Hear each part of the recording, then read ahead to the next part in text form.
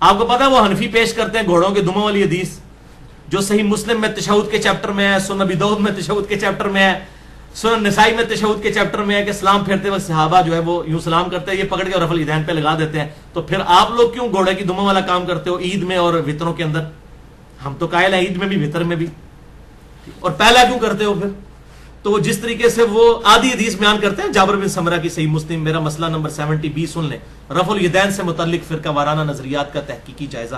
یہ آدھی حدیث یہ لوگ بھی بیان کرتے ہیں, یہی غلام مصطفیٰ ظہیر صاحب جنہوں نے خصائص علی پہ حکم لگائے ہیں, میں ان کی بڑی عزت کرتا ہوں, لیکن انہوں نے بھی ایک علمی میں سمجھتا ہوں خیانت کی ہے, وہ میں پوائنٹ آؤٹ کر دیتا ہوں. خیانت کا لفظ میں بول رہا ہوں, آپ کو بھی اندازہ ہو جائے گا کیوں بولا میں نے.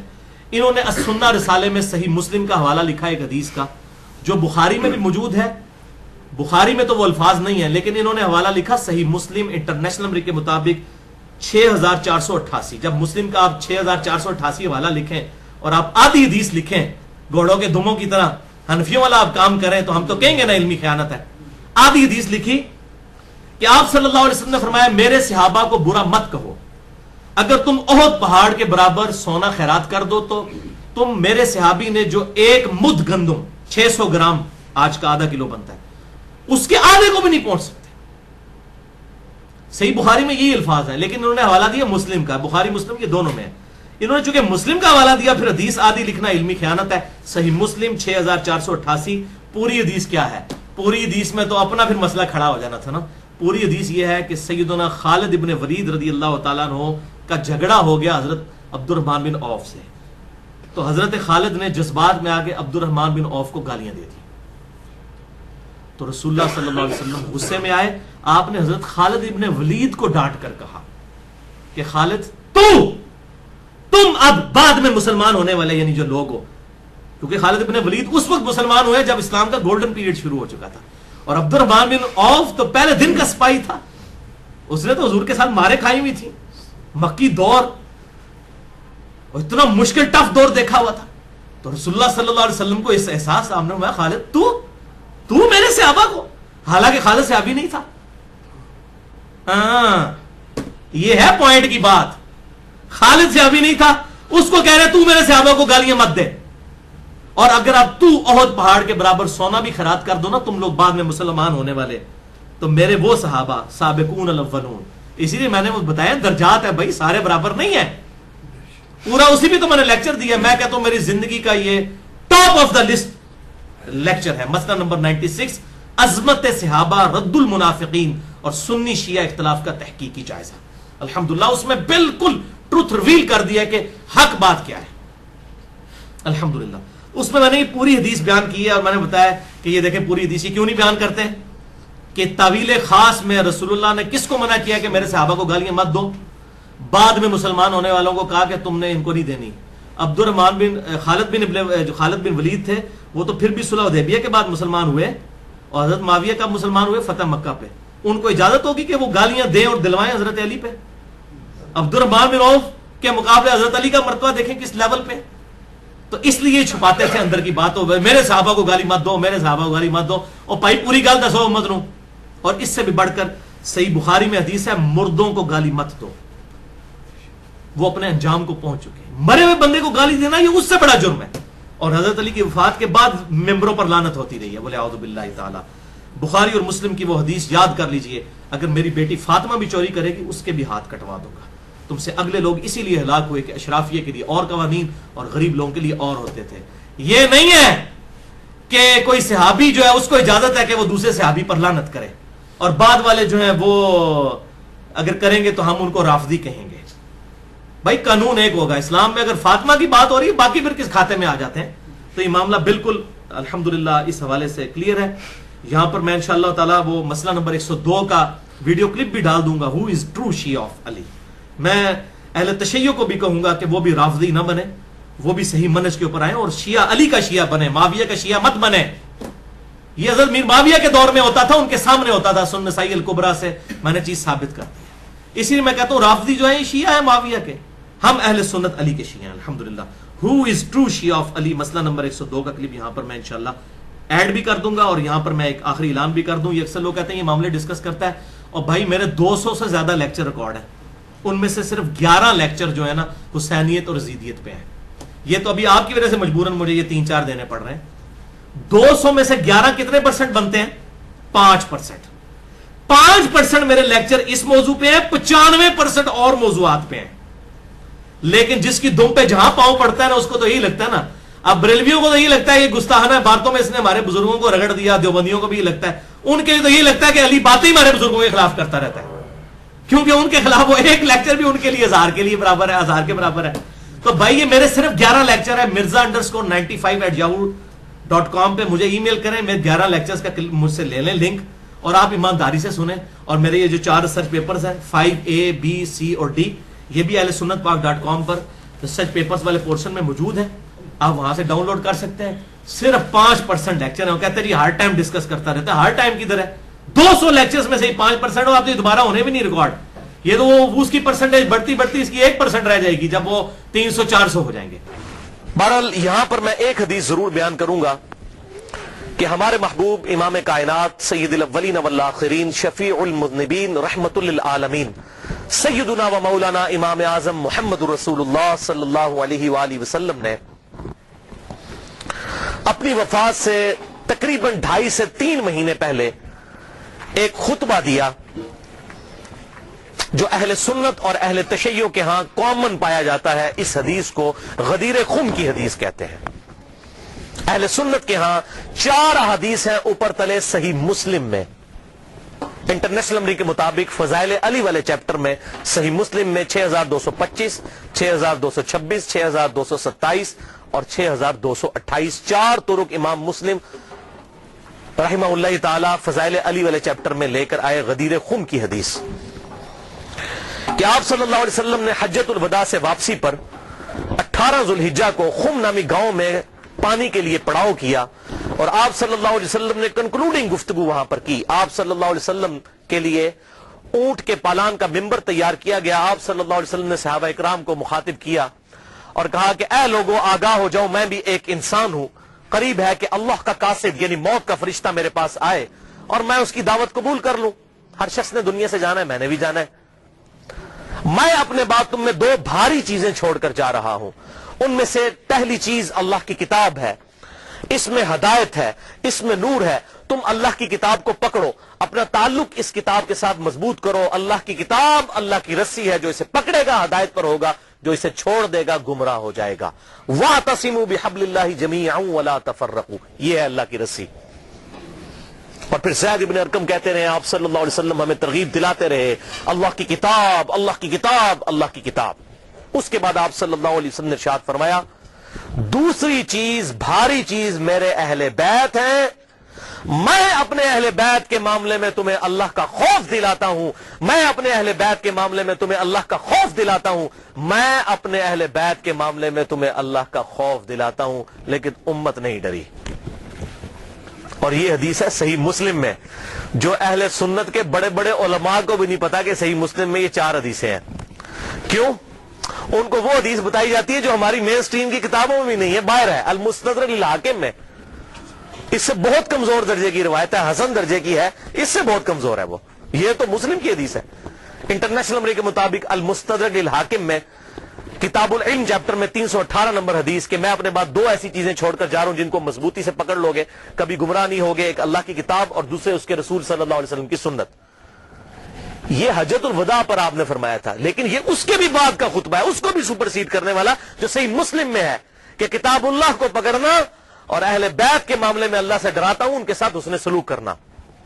لیکن امت نے اہل بیت کا وہ حشر کیا کہ کسی نبی کی امت نے اپنے نبی کے ماننے والوں کے ساتھ یہ نہیں کیا. کافروں نے ضرور کیا, لیکن یہ ایک یونیک مثال ہے کہ مسلمانوں نے جو نمازوں میں اللہم صلی علی محمد وعلی آل محمد پڑھتے رہے اور آل محمد ذبح کر دی. یہ درود شریف کس منہ سے پڑھتے ہیں؟ وَلِعَاذُ بِاللَّهِ تَعَالَى. تو آپ صلی اللہ علیہ وسلم نے فرمایا کہ میں اپنے اہل بیت کے معاملے میں تمہیں اللہ سے ڈراتا ہوں. اور باقی کتابوں میں یہ حدیث پھر اس سے بھی آگے چلتی ہے صحیح سند کے ساتھ. جامعہ ترمذی میں 3713, مسند امام احمد میں 19321, سنن نسائی الکبریٰ میں 8478 اور امام ابن ابی عاصم کی کتاب السنہ میں 1158 نمبر. یہ 4 میں نے حوالے دے دی ہیں. یہ حدیث آگے بھی چلتی ہے اور شیخ البانی رحمہ اللہ نے اپنے سلسلہ احادیث صحیحہ میں 1750 نمبر حدیث کے اندر یہی احادیث کے کم از کم 22 طرق لیے 22 صحابہ سے اور کہا کہ حدیث متواترہ ہے غدیر خم کی حدیث. اور شیخ زبیر علی زئی صاحب نے بھی مشکات کی تحکیم کے دوران 6091 نمبر حدیث اور 6103 نمبر حدیث کے فٹ نوٹ پہ لکھا کہ یہ حدیث متواترہ ہے غدیر خم کی حدیث، جو آگے بھی چلتی ہے کہ پھر آپ صلی اللہ علیہ وسلم نے سورۃ الاحزاب کی آیت نمبر 6 تلاوت کی، النبی اولا بالمؤمنین من انفسہم وازواجہ امہاتہم. نبی صلی اللہ علیہ وسلم مومنین کی جانوں پر ان کی جانوں سے بڑھ کر حق رکھتے ہیں، اور نبی کی بیویاں امت کی مائیں ہیں. پھر آپ صلی اللہ علیہ وسلم نے صحابہ کرام سے مخاطب ہو کر کہا غدیر خم پر، اے میرے صاحب اس آیت کی روشنی میں کیا تم گواہی دیتے ہو کہ اللہ تمہارا رب ہے؟ سب نے کہا بلا یا رسول اللہ، کیوں نہیں یا رسول اللہ صلی اللہ علیہ وسلم. پھر آپ صلی اللہ علیہ وسلم نے فرمایا کہ کیا تم اللہ اور اس کے رسول کو سب سے بڑھ کر محبوب رکھتے ہو اس آیت کے تحت؟ سب نے کہا یا رسول اللہ کیوں نہیں. پھر آپ صلی اللہ علیہ وسلم نے مولا علی کا ہاتھ پکڑا وہاں پر غدیر خم پہ اور یوں صحابہ کے درمیان بلند کیا. پھر آپ نے کہا من کنت مولاہ فہذا علی مولاہ. پھر جو مجھے دلی محبوب رکھتا ہے وہ علی کو بھی دلی محبوب رکھے، جس کا مولا میں اس کا مولا علی. اور پھر اسی حالت میں آپ نے فرمایا اے اللہ اس سے محبت رکھ جو علی سے محبت رکھے، اس سے بغض رکھ جو علی سے بغض رکھے. اس موقع پر آپ صلی اللہ علیہ وسلم نے ارشاد فرمایا. تو مولا کا مطلب ہے دلی محبوب، مشکل کشا، حاجت روا نہیں. مولانا ہم اپنے مولویوں کو جو کہہ رہے ہوتے ہیں مولانا، اس کا کیا مطلب ہوتا ہے؟ ہمارے دلی محبوب. قرآن میں آیا سورہ تحریم کی آیت نمبر 4 میں فَإِنَّ اللَّهَ هُوَ مَوْلَاهُ وَجِبْرِيلُ وَصَالِحُ الْمُؤْمِنِينَ. نبی کا مولا ہے اللہ، جبریل، ایمان والے اور تمام فرشتے نبی کے مولا ہیں، اور نبی ان کے مولا ہیں دلی محبوب. جو مولا کا مشکل کشا والا معنی ہے وہ اللہ کے لیے خاص ہے. یہاں پر معنی آپ دیکھیں کیا کہا کہ میں تم پر تمہاری جانوں سے بڑھ کر حق رکھتا ہوں، دلی محبوب. النبی اولا بالمؤمنین، نبی اولا ہے. اولا مولا یہ تمام الفاظ دلی محبوب کے لیے، جگری یار کے لیے. تو یہ اس کا مشکل کشا معنی لینا بالکل ظلم ہے بھائیو.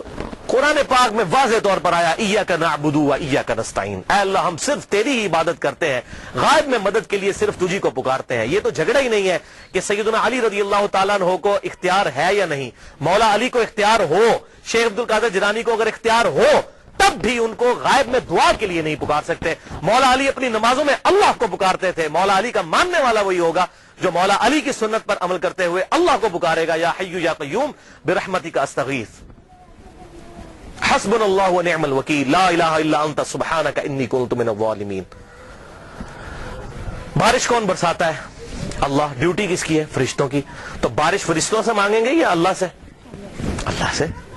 تو سیدنا علی کو اگر اختیار ہو بھی تب بھی ان کو پکاریں گے نہیں. ہاں ظاہری اسباب وہ معاملہ بالکل ڈیفرنٹ ہے.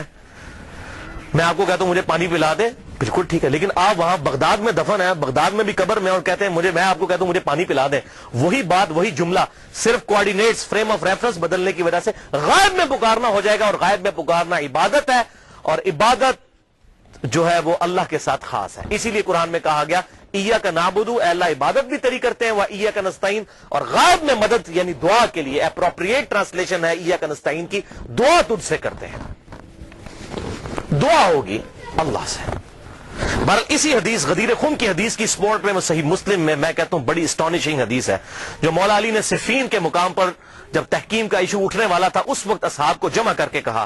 صحیح مسلم انٹرنیشنل نمبرنگ کے مطابق 240 نمبر حدیث، اور امام مسلم اسے کتاب الایمان والے چیپٹر کے اندر لے کر آئے ہیں کہ سیدنا علی نے کہا کہ اس ذات کی قسم کہ جس نے دانے کو پھاڑ کر اس میں سے اناج اگایا اور تمام مخلوقات کو پیدا کیا، نبی امی صلی اللہ علیہ وسلم نے مجھ سے یہ عہد لیا تھا کہ علی سے محبت نہیں رکھے گا مگر مومن، اور علی سے بغض نہیں رکھے گا مگر منافق. محبت علی از دا لٹمس ٹیسٹ آف ایمان. آج کسی کو چیک کرنا ہے کہ مومن ہے یا منافق ہے، دیکھ لیں مولا علی کی محبت ہے تو مومن ہے، اور مولا علی کا بغض ہے تو پکا منافق ہے. یہ شیعہ سنی کا مسئلہ ہی نہیں ہے، یہ تو بات ہی بہت آگے چلی گئی ہے. صحیح مسلم کتاب الایمان 240 نمبر حدیث کہ علی سے محبت نہیں رکھے گا مگر مومن، علی سے بغض نہیں رکھے گا مگر منافق. اور یہ پرٹیکولرلی دو ہی لوگوں کے بارے میں یہ بات آئی ہے. بخاری اور مسلم میں دوسرے انصار کے بارے میں آیا کہ انصار سے صرف مومن ہی محبت رکھیں گے، اور انصار سے صرف بغض منافق ہی رکھیں گے. اور آپ دیکھ لیں انصار کے ساتھ واقعہ ہرہ میں یزید نے جو کچھ کیا، قتل عام ان کا، اور یہاں پر مولا علی کے خلاف جو لوگ کھڑے ہوئے ان کے معاملات بھی بالکل سامنے ہیں. لہذا یہ جو غدیر خم کا خطبہ ہے آپ صلی اللہ علیہ وسلم نے خم نامی گاؤں میں کیوں دیا، اس کی ایک ٹیکنیکل ریزن ہے. حجۃ الوداع پہ بھی آپ یہ بات کر سکتے تھے. آپ نے خم نامی گاؤں میں اس لیے خطبہ دیا کہ اس موقع کے اوپر سب لوگ جا چکے تھے سوائے اہل شام کے اور اہل مدینہ کے، اور یہی بدبخت شامی تھے جو بعد میں مولا علی کے خلاف صفین میں کھڑے ہوئے. حضور ان کو ڈرا رہے تھے. اور دیکھیں اس کے بعد کیا ہو سکتا ہے، من کنت مولاہ فہذا علی مولاہ، بات ہی کچھ نہیں رہ جاتی. اور اہل مدینہ میں بھی ایسے لوگ شامل، پھر اہل مدینہ کے اوپر ظلم بھی ہوئے. آپ صلی اللہ علیہ وسلم نے پہلے ان کو خبردار کر دیا. یہ تھی اس کی حکمت، اور آنے والے وقت کے بارے میں اشارہ تھا کہ یہ معاملات ان کے ساتھ ہوں گے. بہرحال اس معاملے میں جن لوگوں نے بھی سیدنا علی کے ساتھ زیادتی کی، چاہے وہ حضرت امیر معاویہ رضی اللہ تعالیٰ عنہ ہوں، یا حضرت مغیرہ ابن شعبہ رضی اللہ عنہ ہوں، یا حضرت عمر ابن عاص رضی اللہ عنہ ہوں، ہم کسی پر لعنت کرنے کے قائل نہیں ہیں، لیکن ان کی غلطیوں کا جھوٹا دفاع بھی نہیں کرتے، اور نہ ہم رافضیوں کی طرح ان پر لعنت کرتے ہیں. ان کا معاملہ ہم اللہ کے سپرد کرتے ہیں. غلطی جو ہے 100 بسم اللہ بیان ہوگی. حضرت آدم سے زیادہ کسی کا مرتبہ نہیں، 7 دفعہ ان کی غلطی بھی قرآن میں بیان ہوئی ہے. غلطی بیان کرنے کا مقصد یہ نہیں ہوتا آپ نے کسی کو ذلیل کر دیا، ورنہ یہ محدثین نے ذلیل کیا معاذ اللہ. اگر یہ چیز ہوتی اور بخاری اور مسلم میں یہ حدیث کیوں آتی؟ تو اس میں میرا پورا ایک علیحدہ سے ریسرچ پیپر یہ میں نے جو بتایا، اور لیکچرز بھی موجود ہے کہ کس طرح حضرت علی کو جمعے کے خطبوں میں گالیاں نکالی جاتی تھی. بخاری میں، مسلم میں، ابو داؤد میں، ترمذی میں، نسائی میں، ابن ماجہ میں کتنی احادیث موجود ہے. تو یہ ممبروں پر مولا علی پر لعنت کرنے کی بدعت بنو امیہ کے دور میں جاری ہوئی. لہذا شیعان علی وہ ہوں گے جو علی کی سنت پر عمل کریں گے. مولا علی کو خوارج نے کافر کہا، لیکن مولا علی نے ان کے جنازے خود پڑھائے اور کہا کہ یہ میرے بھائی تھے، بگوڑے ہو گئے، میں ان کو مسلمان سمجھتا ہوں، اور ان کے لیے دعا کی اللہم اغفر لحینا و میتنا. جبکہ دوسری طرف بنو امیہ کے ماننے والے وہ لوگ ہیں جو حضرت علی پر ممبروں پر لعنت کرتے تھے، اور آج ان کی باقیات اس فارم میں موجود ہے کہ وہ باقی صاحب کے اوپر لعنت کرتے ہیں. مولا علی کا ماننے والا وہ ہوگا جو بنو امیہ کی بدعت پر نہ چلے، مولا علی کی سنت پر چلے. یہ فرق سمجھ لیجئے. تو شیعان علی سے مراد علی کے گروہ کے لوگ. خالی ٹائٹل لگا لینے سے نہیں. آج سنی کون کون نہیں اپنے آپ کہتا، بریلوی کہتے ہیں ہم سنی ہیں، دیوبندی کہتے ہیں ہم سنی ہیں، اہل حدیث کہتے ہیں ہم سنی ہیں، لیکن ایک دوسرے سے پوچھے وہ کہتے ہیں نہیں اسی سنی ہے، دوسرا سنی نہیں ہے. تو ٹائٹل آپ لگاتے رہے بے شک. شراب کی بوتل کے بعد روح افزا لکھ لینے سے روح افزا بن جائے گی؟ یہ جامع شیری بن جائے گی؟ نہیں. اصل تو بات ہے کہ واقعی علی کا شیعہ کون ہے. شیعہ علی کا وہی ہوگا، علی کے گروہ کا آدمی وہی ہوگا جو مولا علی کی سنت پر عمل کرنے والا ہوگا. اور مولا علی نے ہمیں یہی درس دیا ہے کہ کسی بھی شخص کے اوپر لعنت نہ کی جائے. یہ لعنت کرنا تو بنو امیہ کی بدعت ہے. جو ان کے طریقے پر چلنا چاہتے ہیں، ان کی پارٹی میں قیامت والے دن اٹھنا چاہتے ہیں تو بے شک اٹھے.